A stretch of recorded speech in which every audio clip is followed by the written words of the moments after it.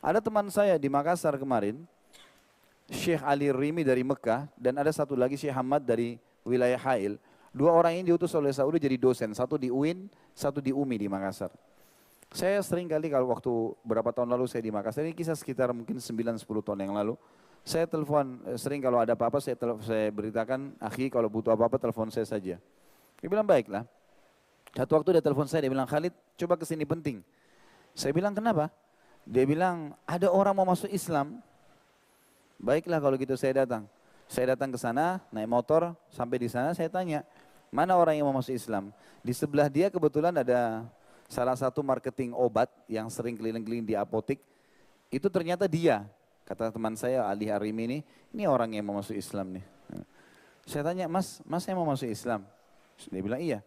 Kenapa mas mau masuk Islam? Dia bilang saya kagum lihat dua orang Arab ini. Setiap azan pasti ke masjid, gitu kan. Pasti kalau dengar azan ke masjid, setiap saya masuk ini pasti jalan ke masjid. Waktu saya tanya, memang bisa bahasa Indonesia tapi terbata-bata. Waktu saya tanya kenapa, dia bilang ini perintah Tuhan. Dia bilang saya pertemukan dengan keadaan saya seminggu sekali ke gereja aja saya masih malas.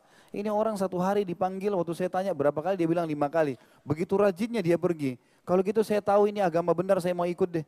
Hanya begitu. Gitu. Antum sekarang dengar azan sehari berapa kali? Jawab nggak ke masjid? Gitu. Jadi unik sekali gitu ya, orang masuk Islam itu sesuatu yang luar biasa. Jadi jangan pernah berpikir, oh Islam ini sulit untuk ditawarkan. Oh Islam ini diterima atau enggak ya? Untuk berdialog, untuk berbicara menawarkan Islam saya harus hafal Injil enggak? Atau saya hafal Taurat enggak? Itu tidak perlu. Tawarkan Islam, selebihnya tawakal kepada Allah.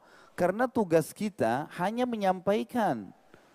Allah berkata kepada Nabi Muhammad SAW dalam Al-Quran, Ma alaika illal balag. Tugasmu hanya nyampaikan hai Muhammad. Enggak lebih dari itu.